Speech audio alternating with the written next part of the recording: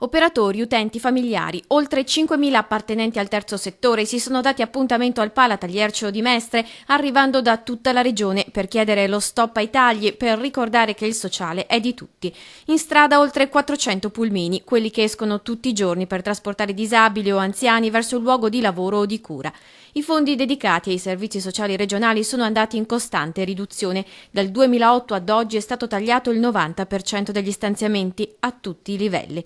In prima fila c'erano anche i rappresentanti della politica, proprio a loro l'appello più accorato. Vogliamo condividere la programmazione, vogliamo leggi buone, vogliamo attenzione crescente verso questo mondo. Quello del terzo settore è una parte fondamentale della società. Le cooperative gestiscono aziende dal grande valore sociale ma anche dal fatturato importante, 616 milioni nel Veneto, 170 milioni nella sola provincia di Treviso.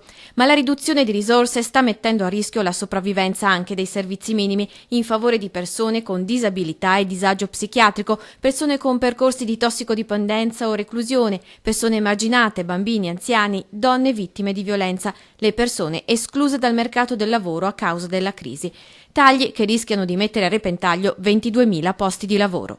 Se il welfare è sano, la società è sana, se la società è sana, anche il mercato e la capacità di reagire alla crisi avranno un vantaggio.